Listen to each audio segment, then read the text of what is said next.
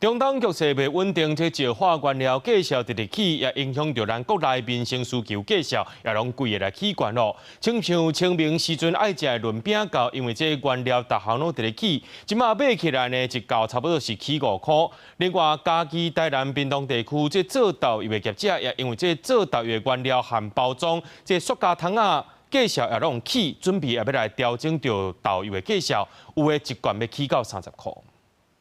包裝差不多是安尼啦。手提已經包裝好勢豆油，哪比哪講？屏東的豆油業者講好加載，當初是用玻璃矸底，外面用紙包。若無這陣塑膠物件叫無過，佫直起價，伊可能就愛讀較冇咧燒。不過美國甲伊朗拍袂煞，原物料逐項起，因對元宵過後就宣布起價，一打起400，平均一罐起超過30塊。像紙殼啊，啊像塑膠封套啊，那這塑膠封套啊，攏唔敢報價哦。啊，攏唔過唔知要關伊落來啊。受影響的佫有嘉義這間豆油老店，業者3年前就捌起過一屆，因對去年的關稅大戰就開始動，這擺真正是擋袂掉啊！因為豆連包材嘛是一工一款價，按算對5月初起，平均起5%至10%。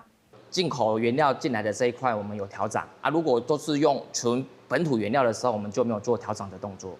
對，就是因應的運輸的一個費用跟他們的報關的一些費用。這個桶子，老實說，4月前的價格基本上一個桶子最少超過3塊錢。台南的豆油老店業者就講到，這陣的桶仔計數嘛是哪講哪海頭，因為包材廠商最近有可能會閣起3塊。業者講，塑膠包材計數起上緊，因這陣也抓袂準要起偌濟，加出來成本先家己吸收，不然個一定會起價。我們還沒有去對所有的普羅大眾消費者說我們要漲了，對。漲幅大概有多少？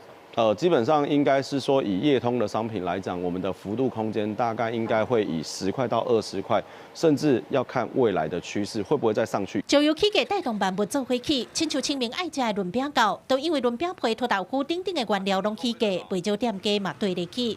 台南市有消保官去考察7間店，其中有2間起5塊。消保官表示，起價也佇咧合理的範圍內，會密切關心物價狀況，保障消費者的權益。記者綜合報道。